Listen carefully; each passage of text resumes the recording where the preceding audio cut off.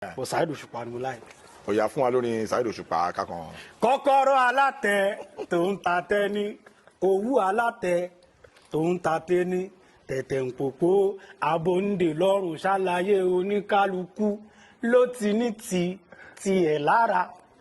Okay, tó bá rí Saheed Òṣùpá báyìí, Dr. Saheed Òṣùpá, pé ó kàn pàdé wọn gbà báyìí. Kí ni that one thing tó máa béèrè?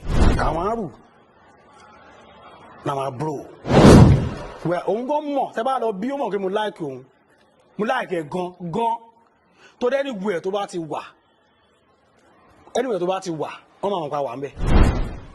Okay. Bóyá a máa padà tẹ́ àbá ní tẹ́ o, wọ́n máa mọ̀ pa wà ń bẹ̀. So vibe yẹn ó máa ń yàtọ̀. Tá bá dákẹ́ jù gan, ó máa sọ́dọ̀ pé kí ló dé tí bí fi dákẹ́ rọ olórin kan tá wà fún kí ló dé tí ṣe understand? I like am. Okay. Gan. Okay. So tó bá happen pé bóyá ó wá. Okay. Pé kàṣẹ torí èmi gan bá mi ní parọ́ fún yín, mo fẹ́ rí kò ń ṣe pé bóyá kájọ ṣiṣẹ́ o. Okay. Because àwọn kan tí mò ń gbọ́ lately nípa ẹ̀ mi ò like ẹ̀ ẹgẹ́ ìtàwọn bí sọ pé ó wà ní sọ pé èmi àánú like am. Number 2 ni wípé tí iṣẹ́ yẹn kò ń ṣe pé àwọn èèyàn fárígá including my family ló fárígá pé a lè jọ ṣiṣẹ́.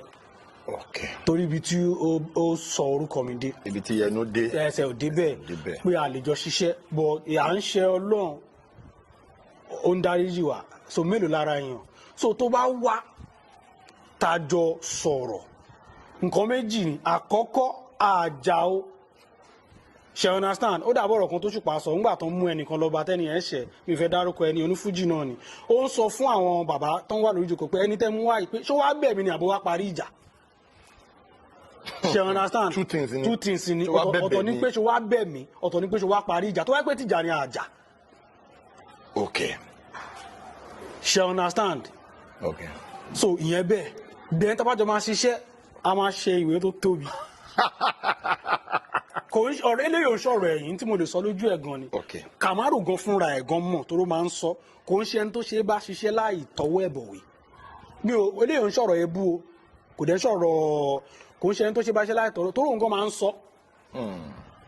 Tẹ́ ẹ̀ bá rí nǹkan kan fi dè mí. O lè má tọ̀nà. Ẹ̀ ń wáìnì mi ni o.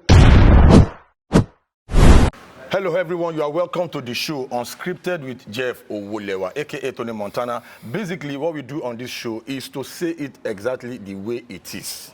You know what I'm saying? And on the show today, I have one of the most incredible content creators we have in this country.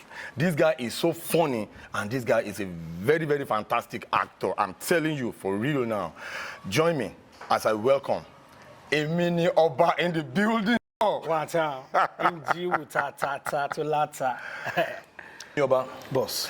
Achimora for quite a while now. Who is Emini Oba Gogon? Ṣé àbí bá ṣe bí yín náà ni wọ́n ṣe sọ yín ní Emini Oba ni? Please tell us. Yeah, actually, orúkọ mi gangan ni Adéyẹmí Ọlọ́ládé Adédọ̀tún really wà. Orúkọ pọ̀. Orúkọ pọ̀. So kò ṣe Emini Oba ló sọ nígbà tó bí mi. Adéyẹmí Ọlọ́ládé lórúkọ mi. Okay. So and nígbà tá go no entertainment for a very long time. Okay. You know, ìgbà yẹn la change orúkọ. So and kò dẹ̀ ṣe Emini Oba náà ni mo change in time yẹn. Orúkọ pọ̀ ká tó wá kọ́lọ́n tó sọ pé Emini Oba yẹn. Gogon ni. Ló máa blow. She understand? Yeah. So mo ti jẹ́ Lil Pop rí, mo ti jẹ́ Brown Sugar rí, mo ti jẹ́ orúkọ ti pọ̀ tí mo ti jẹ́ rí. Because mi bẹ̀rẹ̀ as skit maker. Okay. Yeah, mi bẹ̀rẹ̀ as skit maker. So orin mo fi bẹ̀rẹ̀. Okay. So mo gba olórúkọ tí mo ń jẹ́ gbogbo time yẹn. Okay. So before we now change it to Emini Oba. Okay. So Emini Oba lọ́lọ́run fi wá gbà. So from there, bam, o skyrocket. Okay, because sometimes àwọn ọ̀ṣẹ́ kan tá jíjọ ṣe. Yeah. Especially that year that we did that time. Yeah. When you were working on that set, you know, I was at the back set, I was watching you. You were just, you know, delivering that role like you were killing on my character yẹn gangan. So once of all tájọ wà lẹ́yìn set yẹn pé ṣé boy ti act the film gangan tẹ́lẹ̀ ni àbí he started out as a content creator because your acting, you know, prowess is top notch. When did you start acting gangan kó tó di pé wá cross ìwọ content creation? Actually, that is one thing most people don't really understand about me. They don't know it about me. Okay. You know, most people don't know I can actually act. Apart from my major Emini Oba character. Okay. I can act anything. Okay. You understand? So mo ti act ti pé látorí stage drama ní church. Wow. Ní àwọn schools. Wow. You understand? Latin act báyẹn. So kó tó di pé a ṣe wá gbé wá sí orí skit. So tí mo ti act ń sìn professionally àti tó 10 years. Wow. Professionally tí mo ti act àti 10 years. Tí mo ti ṣe different kind of roles. You understand? Kó tó di pé a ṣe wá. Even gone before character Emini Oba yẹn gan, there are several characters tí mo ti fi ṣe skits. Okay. Tí o trend. Kó tó wá di pé Emini Oba yẹn character Emini Oba yẹn ló ṣe wá trend. You understand? Another thing tí mo fẹ́ béèrè. You see, in this line of our work, creativity plays a lot of, role. Yeah. You understand? That interpreter, Emini Oba, Alagba. Yeah. Between you and Black Kamaru now, who started that concept? Èèyàn kan ló máa ń mú concept wá. Gbogbo ayé mọ̀ pé mo create ẹ̀. Ọlọ́run gan mọ̀, èmi gan mọ̀, èmi mo ní gangan mo create ẹ̀. Because a lot of times, sábà ń wo àwọn content ẹgbẹ́ even before we met. Yeah. People like us, a man feel pé Black Kamaru ló ní kìíní yẹn torí you want to secret, you want to ṣe kìíní kan. So máa ń pè èèyàn kan ló máa ń create nǹkan kó tó wá di pé máa ń pè okay, come, let's do something. Báwo lẹ ṣe? Actually, nígbà yẹn. Okay. Ìgbà tá díẹ̀ máa wá. Okay. So mo kàn wà nílé náà ni torí gbà yẹn ó ṣì àṣìjọ wà lọ́dọ̀ mi ò try láti fi yẹn gara bí nǹkan so ó ṣì wà lọ́dọ̀ mi tó àjọ ń gbé. Okay. So idea àti ṣe idea wèrèlájà òyìnká nǹkan kan yẹn àti ṣe sọjọ́ yẹn náà mo kò tó lè mi mo máa ti bá jókòó anything ló kàn máa oríṣiríṣi máa ń wá lórí mi gan téèyàn bá kàn rẹ́rìn lásán mo lè mú nǹkan kan láti ibẹ̀ béèyàn kàn náwó sókè mo lè mú nǹkan láti ibẹ̀ so a kàn wà nínú ilé ìjọ yẹn náà ni a kàn fẹ́ ó dàgbà fẹ́ bóyá fẹ́ jẹun àbáṣe dáná tán ebi ti pa wá so gbà tó ń jẹ yẹn máa délẹ̀ ṣe understand inú mi kàn dùn pé kan kíní kan so òun tiẹ̀ ráyè tèmi tiẹ̀ oúnjẹ ṣáà ni ló focus so mo kàn fún oúnjẹ yẹn lẹ̀ at that moment orí mi kàn lọ síbẹ̀ ni mo á rántí bàbá wòlíì ńlá yìí bàbá Ọbádáre ṣàgbọ́n àwọn ọmọ mínísítà tó máa ń ṣe báyìí. Yes. Ṣé understand? So ibẹ̀ mo kàn rántí bàbá Ọbádáre pé ọmọ tí bá ń bàbá Ọbádáre ẹlòmíì gan mọ̀ pé Jẹ̀bú ni mí o wọ́n máa ń believe pé èdè tí mo máa fi ń ṣe wòlíì yẹn so bá ti mo máa ń rántí bàbá Ọbádáre mo máa ń rò pé tí n bá lo èdè yẹn tí bá sọ fún pé èdè tèmi ń lò dè sín mi ìmọ̀ èdè yẹn àwọn kan máa ń pè ní Ìjẹ̀ṣà àwọn kan ń pè lẹ́kìtì mi ìmọ̀ èdè yẹn. Mo ṣáà kan so kí ni ẹ̀kan wá sí mi lórí oúnjẹ mo kàn ní kàmọ́ ó ní yẹ mo ní fóúnjẹ yẹn lẹ́nu ọ̀gbẹ́ni fóúnjẹ kan wá sí mi lórí nsìn ó ní ọ̀gbẹ́ni òun ráyè ní sùúrù náà so gbogbo àǹkẹrẹ àti báíbù àti shirt àti táì tá a fẹ́ lò kò sí ọwọ́ kan Jehovah Witness ní wà lọ́pọ́sìtì ọ̀dọ̀ wa báyìí mo kàn sáré lọ sọ́dọ̀ ọ̀bọ̀ pé gbáyìí Kamaru ń lo red tie tí wọ́n rántí red tie àti white shirt àti black. red tie yẹn lọ ya ni so mo sáré bọ́ta ní kí bọ̀bọ̀ red tie yẹn jọ sáré yá mi kí ní kan tó ní ẹ̀gbọ́n bá lè mọ̀ kí mo ní red tie náà èmi ti máa ń ṣọ́ ẹ dáadáa fún mi red tie yẹn mo ṣáà gba shirt gba báíbù ẹ̀ lágbàgbàrà yẹn ṣá àwọn oníkàlà fẹ́ ṣe báyìí mo ní sáà máa wọ̀rí nǹkan tí bá ti ń sọ ní Yorùbá wọ́n máa fi wèrè sọ ní English so tá a bá ti wá ń sọ lọ èmi tó bá fẹ́ tà láti sọ kó correct máa ní rárá ṣe dàrú sọ báyìí tó bá ti sọ òwe kan tó bá ti di pé fẹ́ dàrú tó bá ti di pé báwo ló ń jẹ́ kí ok mo lè sọ pé ẹ̀pàṣán tá a fi nà yálé ó ń bẹ lórí ẹ̀jà fún ìyàwó passion ó lè sọ pé the cane we use to flog mani no sọ pé the passion we use ṣe understand mo ṣe àdàgbò kíní ẹrú gbàtà ṣe ń jọ ẹ̀ gan wò kí lórí àdáadáa ni wọ́n ń ṣe èmi gan rò pé àdáadáa ni mò ń ṣe mo wá keep ẹ̀ mi post ẹ̀ o mo post ẹ̀ tó rẹ́rù ń bá mi kó tó ní bá mi lẹ́rù ni pé mo ti ṣe nǹkan tó pọ̀ mo ti kọrin mo ti jó mo ti ṣe hype man mo ti ṣe MC mo tún lọ ń kó àwọn èèyàn ní jó kò sí nǹkan tí mi ṣe so ẹ̀rù àti wá post yẹn tó wá ń bà mí wípé tí bá tún post ẹ̀ ṣáwọn ènìyàn máa sọ pé ọ̀bọ̀ yóò tiẹ̀ mọ̀ nǹkan tó kàn life ẹ̀ mọ́ o ti ṣe léṣe o ṣàfẹ́ blow dandan because most people ti rò pé gbogbo nǹkan tá à ń ṣe yẹn náà lè fi jẹ́ anything so mo máa sọ kí n má tó lọ fún àwọn tó ń fẹ́ bú wa tẹ́lẹ̀ kí n má fún wọn lọ́rọ̀ sọ mo á dì mú mi post ẹ̀ so wá ní bọ̀bọ̀ kan ọ̀bọ̀ yẹn ló manage one time náà ó manage Kamaru time yẹn so ọ̀bọ̀ yẹn mo wá pè pé alpha mo fẹ́ post nǹkan sí page mi sìn o tí bá ti post ẹ̀ sáré lọ wò straight tí bá ti post ẹ̀ tó bá ti wò tí ò bá ti da pè mí lẹ́sẹ̀kẹsẹ̀ kí n delete ẹ o bọ̀bọ́ yẹn ni kò sí wàhálà ó ní post and face yẹn dẹ̀ yá wèrè gan post and face na mo ye post kíní yẹn nìyẹn mo ye post ẹ̀ tán báyìí kò tí dúró kí n pé kàn pé ó ní Oba you dey mad why you wan delete this kind thing okay only when you shoot this thing but I don shoot am since like 3 days 4 only 4 days now you don keep money for hand you keep money for hand 4 days you no post am. Wow. Money wetin you dey talk bro say only leave am oya make dem put am for Kamo page no wait make we see as e go be for my page first make dem no go dey abuse Kamo only put am for there. mo sọ fún Kamo oya ìwọ náà sáré gbà sọ́dọ̀ ẹ̀ oye fi síbẹ̀ nìyẹn ṣẹ́rí ká ní nǹkan ẹ̀mí kan lọ wọnú bọ̀bọ̀ yẹn ń jọ yẹn tó ní delete am. ó delete destiny ni o. ó delete ká máa dúró nǹkan tó delete yẹn ó delete oríṣi bọ̀bọ̀ yẹn ó tó bí èpè bí nǹkan kan ló fi ń bá mi jà ńjọ́ tí mò ń wò yìí one thing tí tílé orúkọ bọ́ yẹn Tílé Kútì one thing tó ṣe ó ti ṣe several things tí yẹ pé àti jà rẹ but nǹkan ẹyọ kan tó ṣe láyé mi tí mi lè gbàgbé láyé òun nìyẹn. was there that encouragement.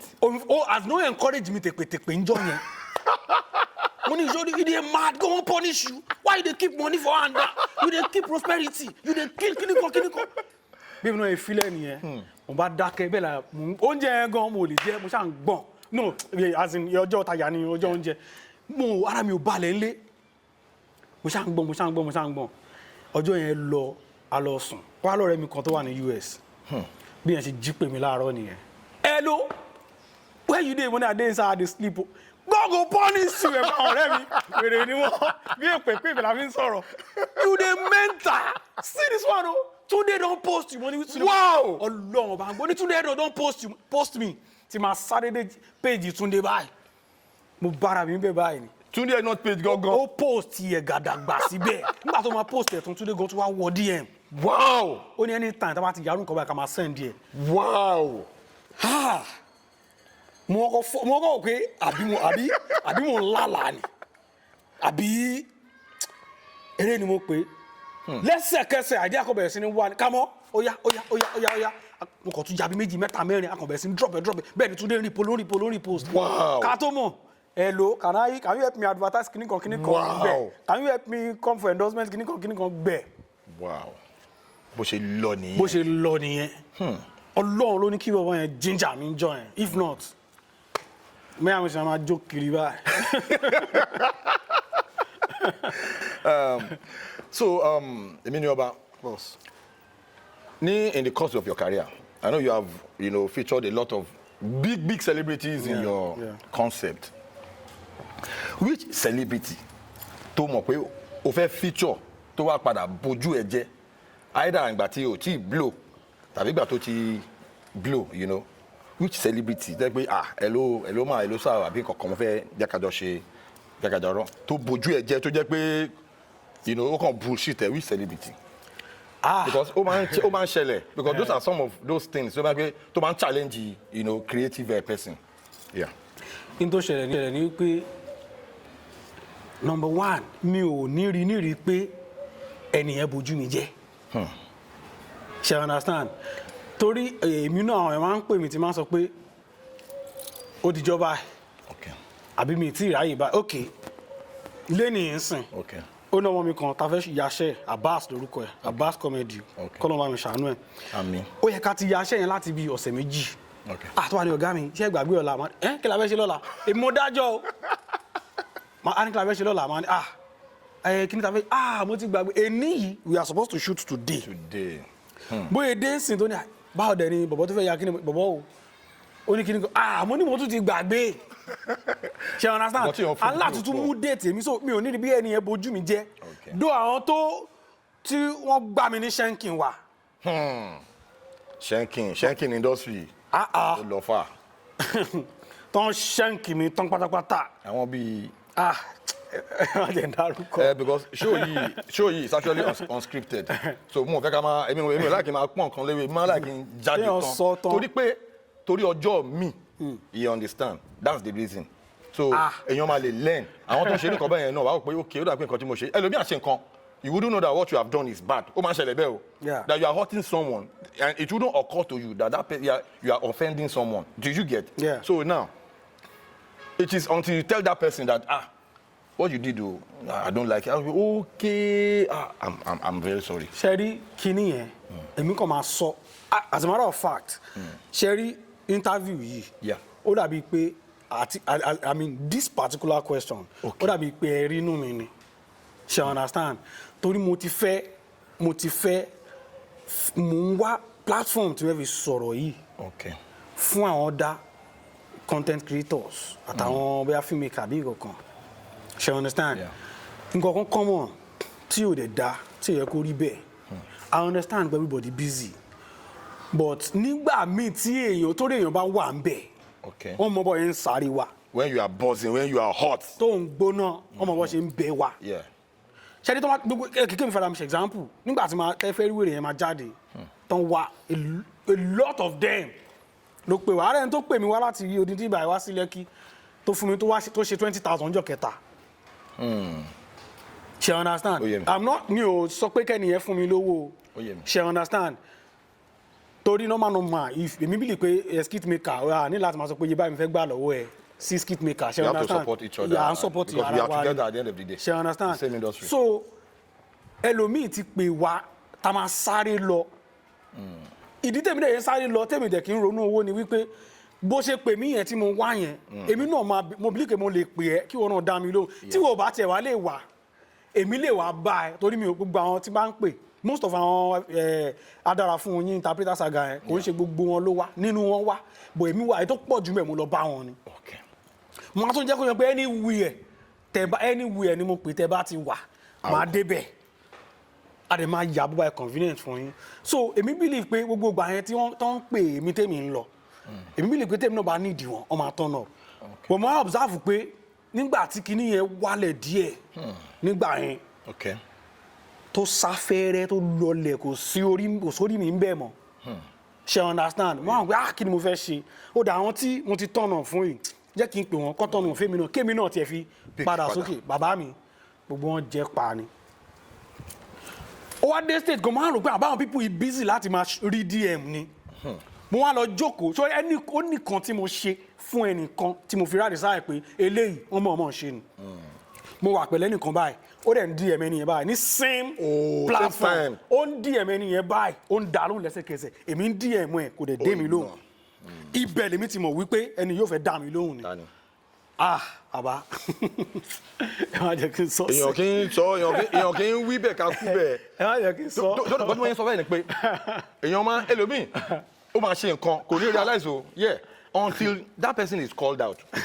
There's no big. mi ìfẹ́ kẹ́nìbọ̀dì rí mi rí pé mò ń fa òun lẹ́sẹ̀ ọlọ́run ti ṣàánú mi ṣe understand ẹ̀yin náà ẹ̀wò ńgbà tẹ́nìkan tàbí méjì tí ò turn up ńgbà tí irú mi ń pe bàbá àìná gold tó ń turn up fún mi ẹ understand bàbá ò gbowó lọ́wọ́ mi o can you imagine as a matter of fact wọ́n ti páàkì Lexus wọn báyìí wọ́n fẹ́ jáde ni mo wọnú inú compound ọ̀dọ̀ bá wọn pé ẹ sà kíníkan ọba kí ló ṣẹlẹ̀ ẹ sà ẹ jọ ẹ kásáré ya ta àwọn ti wẹ wọn ti múra wọn ti dé panam bàbá àfikà ya kíní yìí ẹ jọ Taino Gold yẹn Taino Gold wow mo ti chat wọn tẹ́lẹ̀ wọ́n ní kí wọ́n Tuesday yẹn nǹkan kan ṣẹlẹ̀ lọ́dọ̀ tèmi mi ò lọ èmi tẹ̀sí believe pé odindi Taino Gold fún mi ní date èmi ò tọ́nà who am I to request another date mo tún béèrè another date bàbá yẹn tún fún mi nígbà tí wọ́n ti bá ti lè meet up pẹ̀lú time báyìí àwọn ọmọ àyà ń jọ yẹn mo wá try láti meet up ọmọ mi ta fẹ́ jọ lọ kò tètè dé mo wá try láti meet up pẹ̀lú àyà díẹ̀ débẹ̀ àwọn ti ń jáde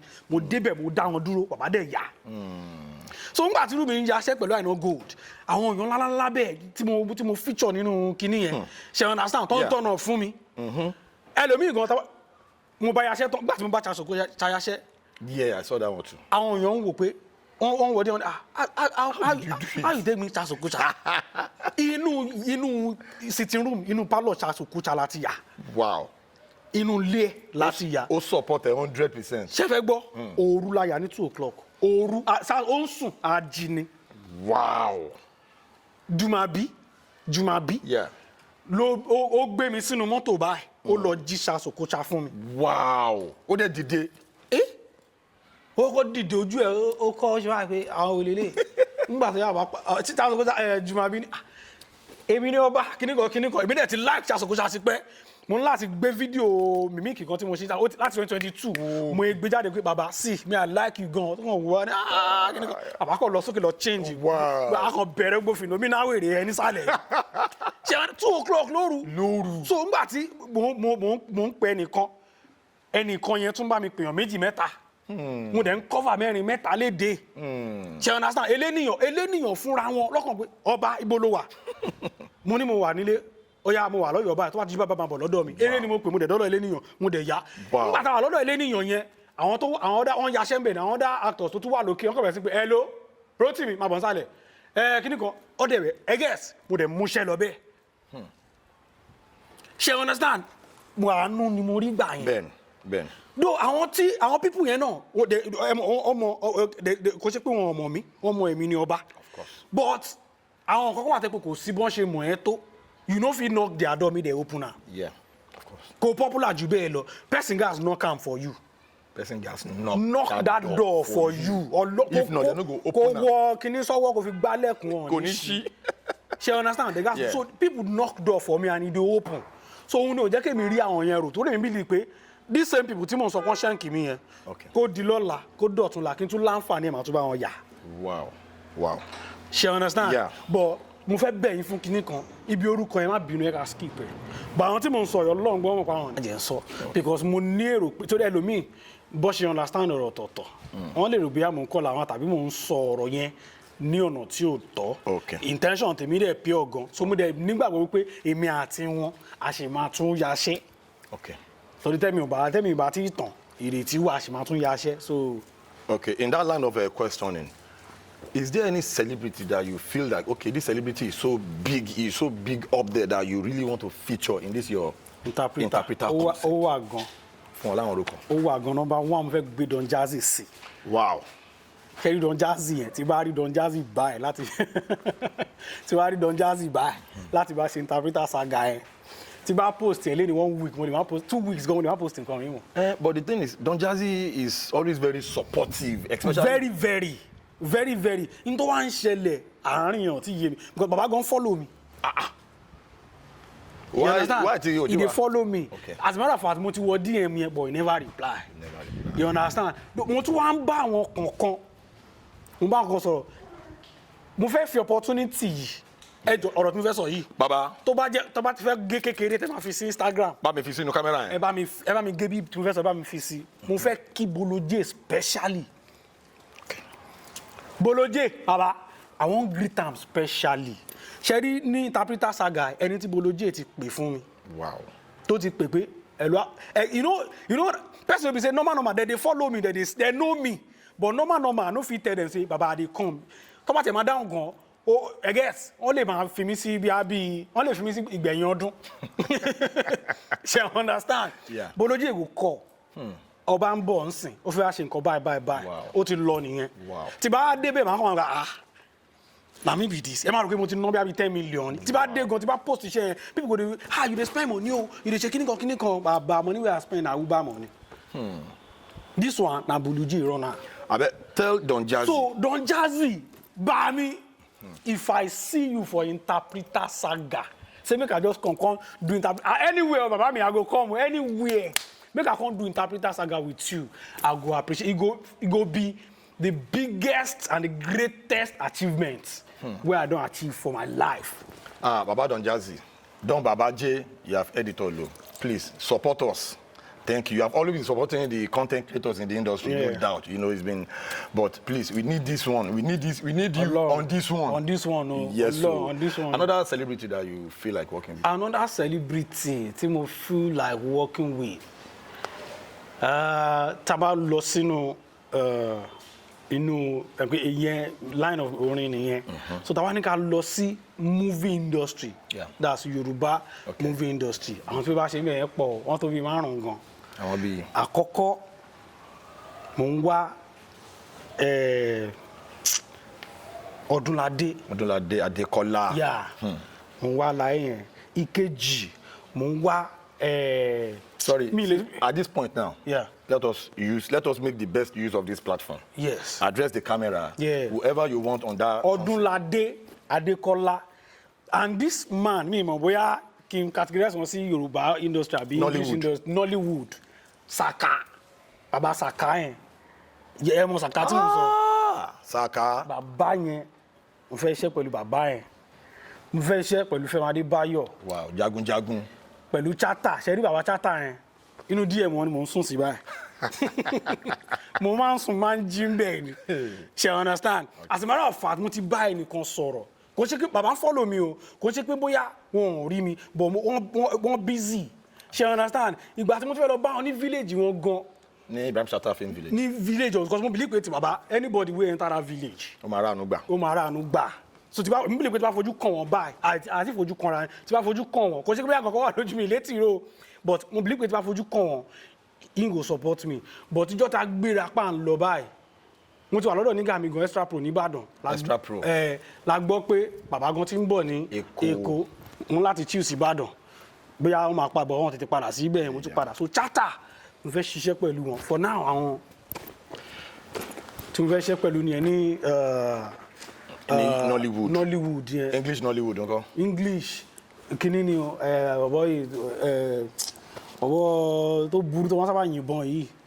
Zubi Michael.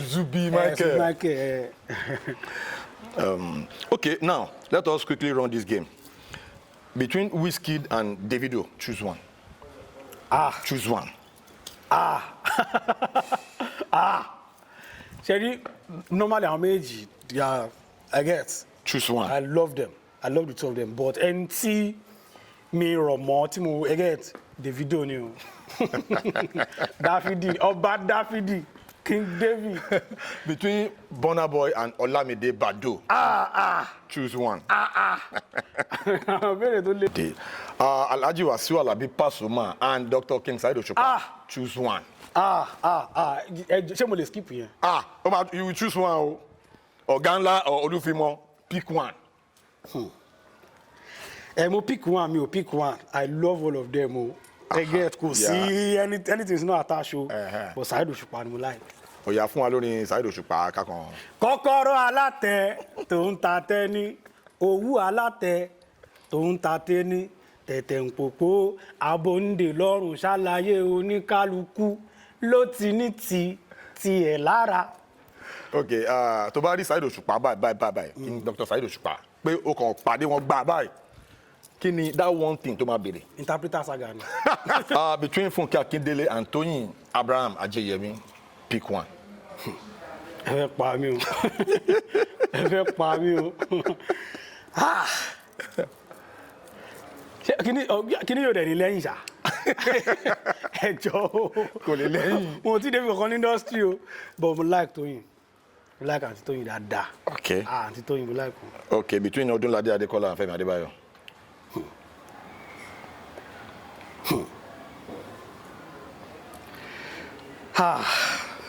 Nǹkan bẹ́ẹ̀. Ẹ kí n sọ pé mo like àwọn méjì lórí yẹn mo like àwọn méjì. Okay, Sabalo and Sydney Talker. Sydney mo like. Wow. Sydney mo like. Tiwa Savage, Thames. Tiwa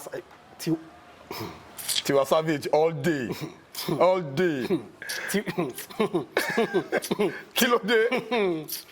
Tí bá lè mú 1 billion times Tiwa ni mo fẹ́ bí rí gan. Okay, if you have to play a character in a movie, and Tiwa Savage is going to play the female actor in that movie, tó wá jẹ́ pé romantic role ni, tó wá ní kẹ́ kiss.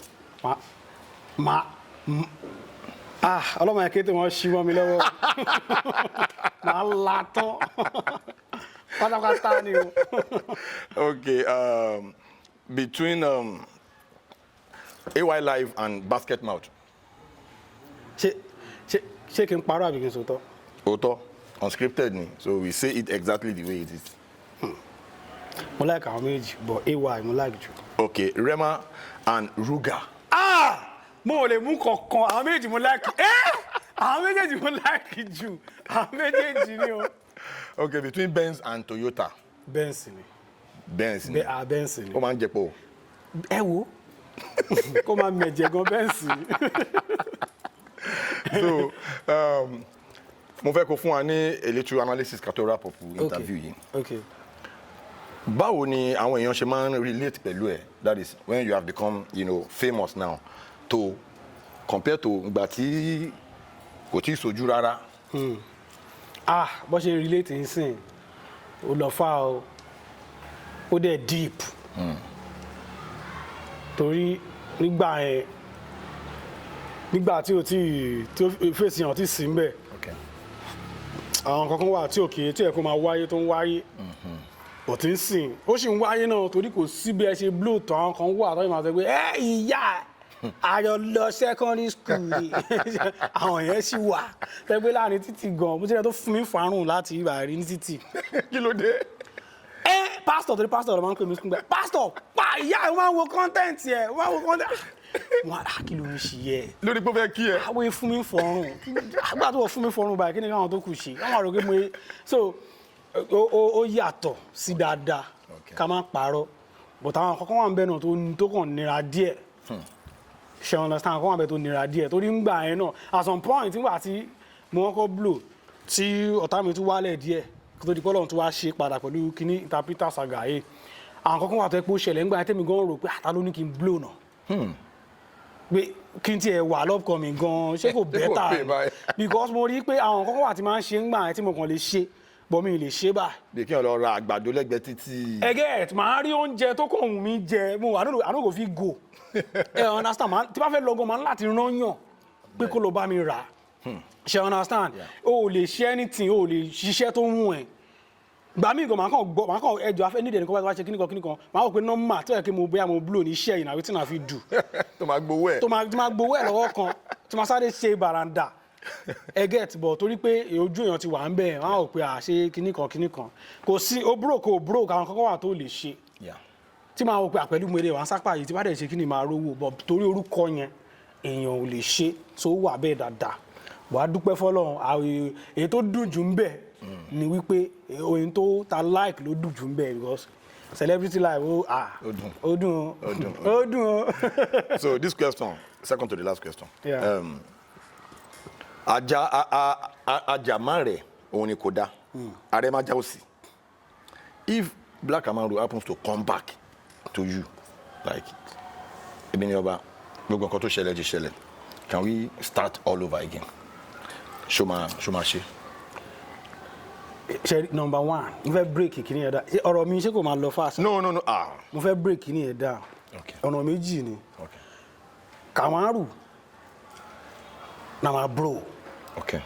Òun gan mọ̀ tẹ́ bá lọ bí ó mọ̀ pé mo like òun mo like ẹ̀ gan tó dé anywhere tó bá ti wà wọ́n máa mọ̀ pa wà ń bẹ̀.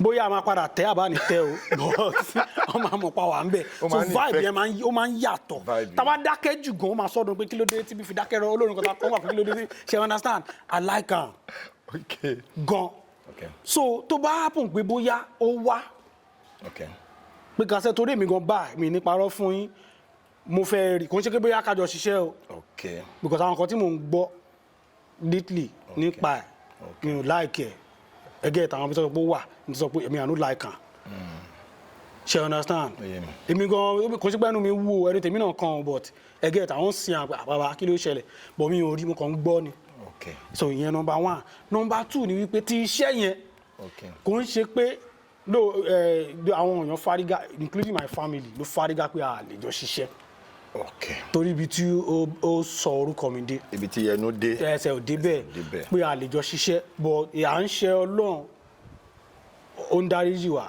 so mélòó lára èèyàn so tó bá wá tá jọ sọ̀rọ̀ nǹkan méjì ni àkọ́kọ́ àjà o ṣe understand ó dàbọ̀ ọ̀rọ̀ kan tó ṣùpá sọ ńgbà tó ń mú ẹnìkan lọ́ba tẹ́ni ẹ̀ ṣẹ̀ mi fẹ́ dárúkọ ẹni onífújì náà ni ó ń sọ fún àwọn bàbá tó ń wà lórí ìjókòó pé ẹni tẹ́ mú wáyé pé ṣó wá bẹ̀ mí ni àbó wá parí ìjà ṣe understand two things ni ọ̀tọ̀ ní pé ṣó wá bẹ̀ mí ọ̀tọ̀ ní pé ṣó wá parí ìjà tó wá pé tìjà ni àjà ṣe understand so ìyẹn bẹ́ẹ̀ then tábàjọ máa ṣiṣẹ́ a máa ṣe ìwé tó tóbi kò ń ọ̀rọ̀ eléyìí ò ń sọ̀rọ̀ ẹ̀yìn tí mo lè sọ lójú ẹ̀ gan ni. Kamaru gan fúnra ẹ̀ gan mọ̀ tó ló máa ń sọ kò ń ṣe ẹni tó ṣe é bá ṣiṣẹ́ láì tọwọ́ ẹ̀ bọ̀wé mi ò eléyìí ò ń sọ̀rọ̀ ebú o kò dẹ̀ sọ̀rọ̀ kò ń ṣe ẹni tó ṣe bá ṣe láì tọwọ́ tó lóun gan máa ń sọ tẹ́ ẹ̀ bá rí nǹkan kan fi dè mí o lè má tọ̀nà ẹ̀ ń wáìnì mi ni o ṣe understand so tí a bá lè ṣèwé ìwé tàdé fẹ́ ṣe kò ń ṣe ìwé kíní ìwé kọ̀ọ̀gbọ́rọ̀ náà ni. Can you understand? Understanding kò ń ṣe ìwé gbogbo gbẹ̀dọ̀ tá fi ṣiṣẹ́ mi àti ọ̀tọ̀ bọ̀ ìwé kankan náà. ṣe understand kò ń ṣe ìwé kíní kan ìwé kakànjọ gbọ́rọ̀ síra wa lẹ́nu ni ìwé jẹ́ ká ṣe báyìí ká tó lọ àwọn fẹ́ ṣiṣẹ́ máa ká ṣe báyìí gbogbo àlà ń gé mi àrè gé òun náà ń gé mi ò gbà kan mi ò gé ṣe understand bọ̀ kò ń ṣe bí ìtagbó jẹ̀dí ṣe understand so ká tó gé jẹ́ ká ṣiṣẹ́ tàbá dẹ̀ fẹ́ gé náà jẹ́ ká gé níwọ̀nba jẹ́ ká gé níbi tó yẹ pé tàbá ti wà a lè sùn bẹ́ẹ̀ a ní ṣẹ̀sìn kò ṣe bí ta ti máa gé àwọn àgbé snap wa àwọn nǹkan tá fẹ́ tọwọ́ bọ̀ wé ẹ̀ nìyẹn so lẹ́yìn yẹn kò sí nǹkan. Okay, we all know that Emini Oba is a very versatile actor because I mean I love to call you an actor because you are very very good. You understand when it comes to acting proper Nollywood movie acting. So I want us to maybe feel you like go from Alagba character then into that hip hop character. Hip hop character like. Wa kọ́kọ́ fún wa ní flavour Alagba yẹn. Wa break ẹ wọnú hip hop because I know personally you are into rap, you are into music. Okay. I know you are into music so you can Ẹ pẹ̀lẹ́ gbogbo ènìyàn. A dára fún yín. Ọlọ́run kò dáwọ́lé yín àbẹ́ẹ̀rí orí ètò tá a wà yìí ètò àbàmì ni ètò tó dẹ̀ làmìlàaka torí Yorùbá sọ wípé igbá tó tó gbá ní ń jẹba kò sẹ́ni tó lè translate ẹ̀ kò sí àbẹ́ẹ̀gbọ́ tẹ́ ẹ bá lè interpret ẹ̀ gan ẹ jẹ́ ká gbọ́ ẹ fi sí comment section adara fún yín so me Leopold aka Farago I represent green wa ṣe you know I flow non stop peace lyrical kagun kò gbóná lẹ́nu gbígbà tó mílẹ̀ lọ bá ro túbọ̀ má ṣe wèrè kó má lọ gbè pé èmi fara ṣiṣẹ́ ìwọ fẹ́ jèrè ó yá láti yẹ sílẹ̀ kó gbọ́ ògèdè igbó rere ta lákẹ́dùn ó dé òkèrè òkè ó fẹ́ bá mi tákù flow mélòó ló ní lẹ́nu tó fẹ́ bá mi jagun máa lé ẹ pa wàsáré sákú àwọn rapper ni mo bá wí so kán lè wá yọjú ẹ wá figagbága láàrin 5 minutes ẹ máa sáré mọ́ ẹ máa gbọ́ flow ẹ máa yàgbẹ́ sára àwọn rap ọlọ́bẹ̀ wọ́n máa tẹ ríba one time ladies and gentlemen. Thank you so much for taking your time out to talk to us on the show today. We really appreciate. God bless you for tuning in. What advice do you have for the upcoming content creators? Because mi máa rò bí tó bá ti bẹ̀rẹ̀ content creation lé ní báyìí. Fún àwọn tó ṣe ń bọ̀ tó fẹ́ máa create content yẹn ọ̀rọ̀ méjì mo fẹ́ sọ fún wọn ẹni tó bá kàn pay attention o ẹni tó bá fẹ́ follow ẹlẹ́ẹ̀kejì yẹn kó skip ta lákọ̀ọ́kọ́ yẹn ṣùgbọ́n ẹni tí ò bá fẹ́ mú tẹlẹ́ẹ̀kejì yẹn lò kó follow ta lákọ̀ọ́kọ́ alákọ̀ọ́kọ́ yẹn ni pé give up tó bá ti sú ẹ̀ èmi ò mi àánú kò láì máa gbé wọn débẹ̀ tán tó ráwà ọ̀rẹ́ ni gbé wa débẹ̀ ṣe understand give up ṣùgbọ́n tó bá fẹ́ give up bíi tèmi tó lágídí o follow ẹlẹ́ẹ̀kejì yìí ẹlẹ́ẹ̀kejì ni pé ọjọ́ tó bá ti bẹ̀rẹ̀ báyìí pé ó fẹ́ máa create content ọjọ́ yẹn láyé ẹ̀ ti bẹ̀rẹ̀ sí ní polúkúmuṣu.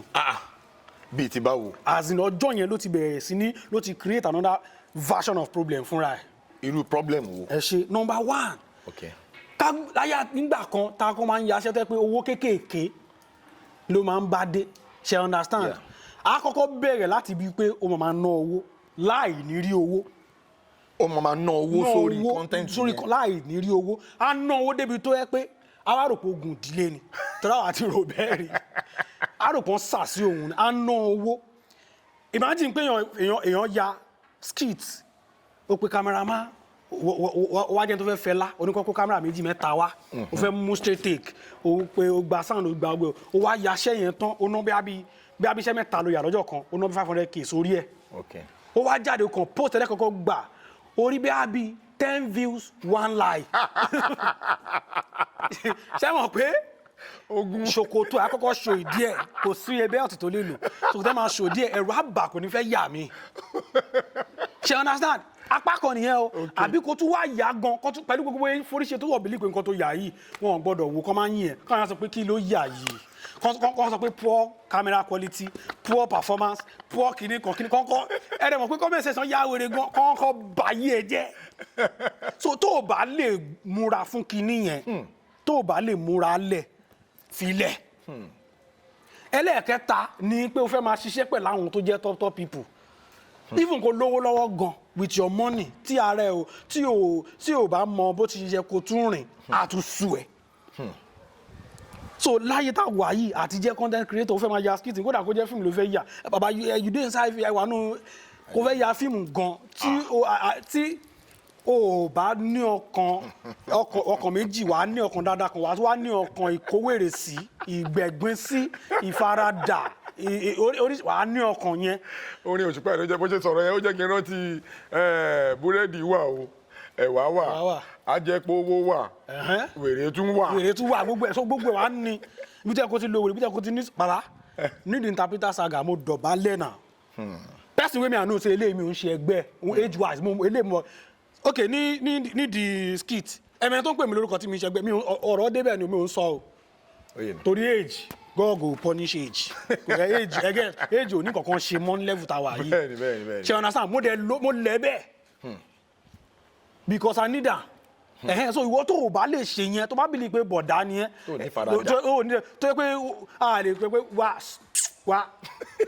owó bí wá kó dáhùn lẹ́sẹ̀kẹsẹ̀ kọ́mẹ́sì kẹ́kọ́ mọ́ àbá kó máa ṣe báyìí ẹni tó ju ẹ lọ kó mọ́ àbá àbẹ́ tó ju lọ ẹni tó ju lọ jàre kó máa ṣe bàbá tó bá ti lè ṣe bẹ́ẹ̀ kúrò ń bẹ́ẹ̀ torí o máa rí ní wọn bí ẹ̀dá kó lówó lọ́gùn àtúrì wàá pàdé kó lọ kọ́ télọ̀ àbí kó padà sẹ́ iṣẹ́ ẹ̀sẹ̀ àárọ̀ ẹ̀ kó lọ ṣe if not so give up.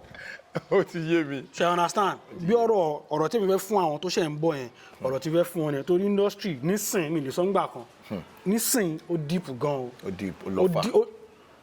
bàbá mi lọ ojú mi rí tó gan àwọn kọ́kọ́ tá a gbọ́dọ̀ máa sọ wájú kámẹ́rà ó rí tó gan ó lọ fà àní ńgbà kan mo ti blow wọn á dàbí ọkọ mi gan ẹ ti rí yẹn rí màá wà ní gathering kan màá dẹ̀ dàbí ọkọ mi láàrin wọn mo ti blow dẹ̀ sábí mi o get mo dé wọn kí mi èmi náà but láàrin 5 minutes gbà wọn kò dàbí ọkọ mi ni màá jọ wọn máa wá ẹ kí ó dà kí ló fẹ́ ṣẹlẹ̀ torí màá ń láyé láti kọ́ ẹ̀kọ́ mi màá ń láyé láti kọ́ ẹ̀kọ́ pé nǹkan tó fẹ́ gbẹ̀yìn ibi tá a wà yìí mo fẹ́ mọ̀ àádẹ́sí lọ ṣébọ̀ màá kàn tó bá tango fáwọn tó máa ń jíńjà wa àwọn máa ń jíńjà wa àwọn àgbà bàbá aláya igwe yẹn ìdè jíńjà mi bàbá máa wá sí sáìdì ọ̀dọ̀ ẹ ló ọba bọ́lú àwọn aládùúgbò ẹ so ìyẹn gan ló tún máa yẹ kí n túmọ̀ pé ó dà pé mo máa ṣì wà ń bẹ̀ torí èmi ti bá express lọ́dọ̀ ẹlòmíì báyìí máa rò bó ti tán tí máa kàn lọ ọgbẹ́ni mo wà ní gádùn ọ̀hún tí kò sí regard kò sí nǹkan kan bọ̀ tí bàbá náà ìgbé máa tún pè wá ẹ ló bólówó àwọn aládùúgbò máa kọ̀ dé bàbá kíní kan tàtújọ́ sílẹ̀ àti bàbá ọ̀dẹ̀ kò dẹ̀ sí pé bóyá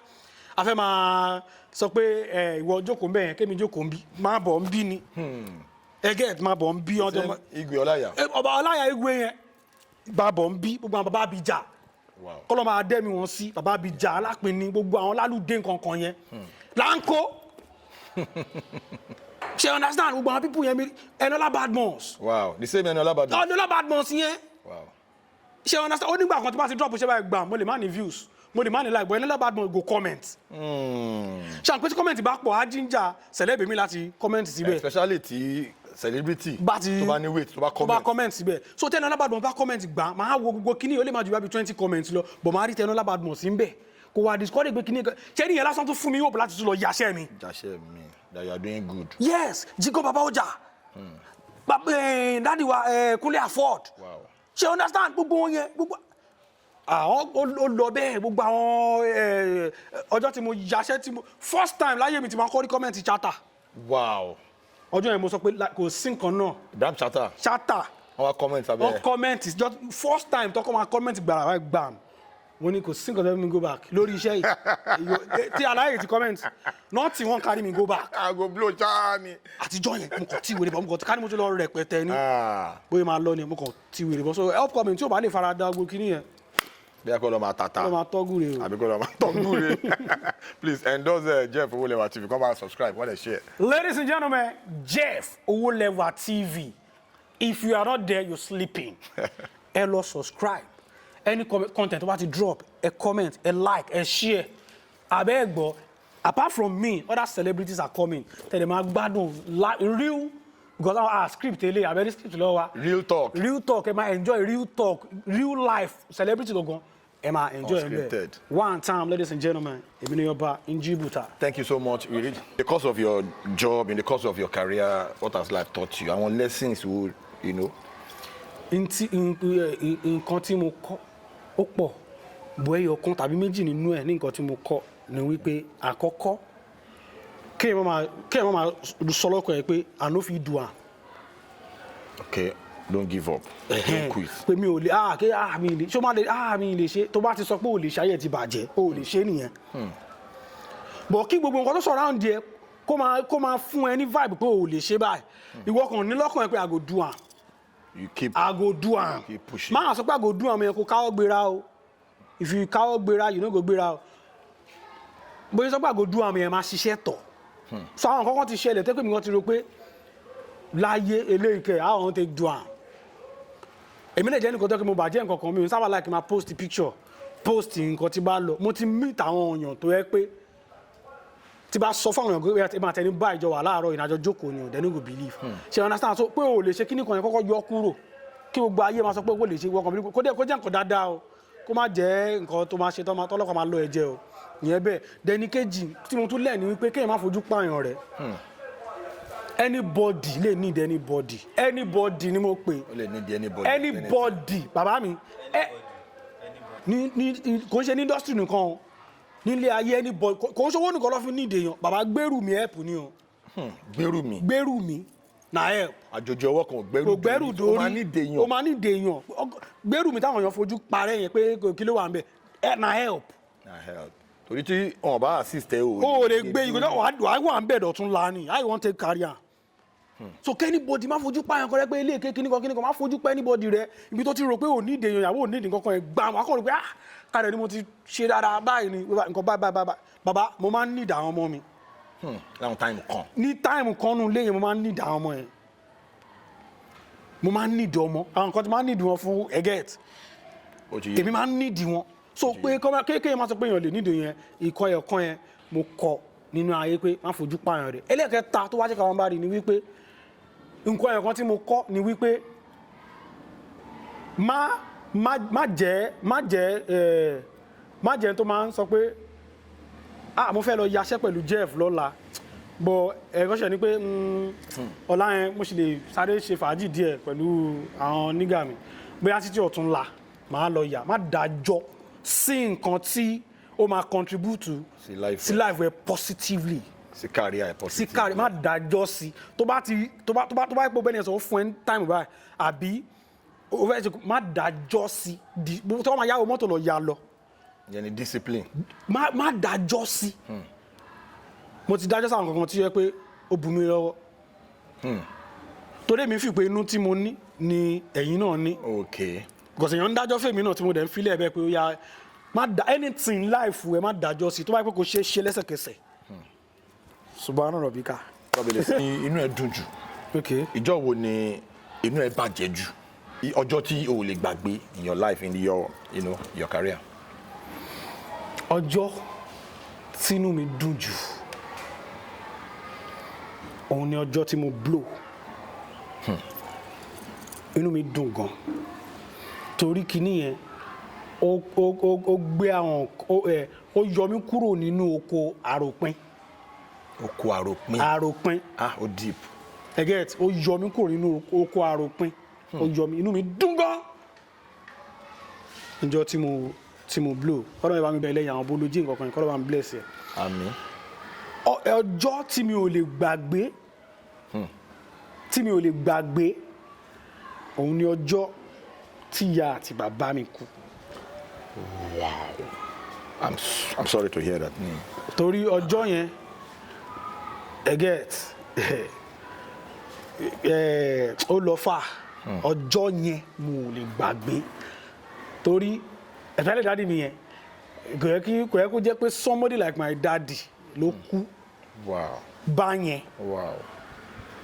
ṣe ẹ understand because nǹkan tó para dì mí kò ibi tí dáàdì mi fínjú dé kò yẹ kí nǹkan bẹ́ẹ̀ yẹn pa ọ̀jọ̀gbọ́n bàbá dáàdì na professor Professor. Azin ọ̀jọ̀gbọ́n tó yẹ pé ẹ lè fi ṣúgà mu gàrí ẹ get ọ̀jọ̀gbọ́n ó fínjú ẹ get ẹ lè àwọn kan wà tẹ́ ẹ lè ṣe ẹ lè gbégò ọtí dánilẹ́gbẹ̀ẹ́ ẹ get so nǹkan bẹ́ẹ̀ yẹn tó wá ṣe tó wá ó dẹ̀ fẹ́ dákẹ́ báyìí rẹ̀ ń struggle pẹ̀lẹ́ mi wá dẹ̀ ìyẹn àbáyìí náà. Ó ti pẹ́. Kò tí pẹ́ nǹkan tí mo sọ November 9 ni last year. Yeah. November 9 ẹ get ká máa wò níwò pé àbí mo lè mú nǹkan kan fi stop ikú yìí ni àbí mo lè ṣe nǹkan kan ni. Ó wà ń bẹ̀. Bàbá tó bá yẹ pé mo fọ́ sọ pé bàbá yẹn máa jí òbọ̀ ṣe ká gé ẹsẹ̀ kan máa nù ẹsẹ̀ yẹn lẹ̀ o. Ṣé o understand because e get some things wey me I get for plan wey me I wan do for am. Ṣé o understand get wetin me I get nǹkan ẹyọ kan òun àti mọ́ mi nǹkan ẹyọ kan náà ní fẹ́ ṣe fún wọn normal thing tí wọ́n ṣe fún bàbá láti jóúnjẹ mọ́ àrọ́ ń dùn à but wálé ẹyọ kan ṣe kí ni ẹ̀gbọ́n mi ti ṣe fúnra mi rí. Ó dà ẹ́ kí ẹ ń gbé yín débẹ̀ mo ò travel out rí but mo fẹ́ ṣe pé dádì mi àti mọ́mí mi kan tẹ̀yà dádì mi ti lọ rí lórí ọ̀rọ̀ ṣẹ́ but na work you no go flex. Ṣé o understand mi fẹ́ gbé wọn lọ bẹ̀ kán lọ kí n gbé wọn débẹ̀ ní wíìkì kán kú ní following week ó pè mí ẹyọ kan yà ń kárí àwọn gómìnà go flex but mi rí kíní yẹn ṣe ó dùn mí gan so yẹn ló ó bá mi lọ́kàn jẹ́ gan. Ọlọ́run á dárí jì wọ́n iwájú tó dojú kọ iwájú náà ní bàjẹ́ ẹ̀yìn tó dẹ̀ fílẹ̀ náà àbùkù ní kàn bó ṣe máa jẹ́ nìyẹn. Thank you so much for taking out your time out of your busy schedule to speak with us on the show today. As we come to the end of this show, Jeff Owolewa is the name, and the show is Unscripted. On this show, what we do basically is we say it exactly the way it is. We don't beat around the bush. We don't sugarcoat. We hit it straight up. Yes, so as I come your way next time on this same channel, if you know, say you never subscribe to this channel, Jeff Owolewa TV, please do so. Subscribe and smash that notification bell so when my next video is popping up, you'll be the first to know. God bless you for watching. God bless you for dropping those beautiful comments. Appreciate it. Holla.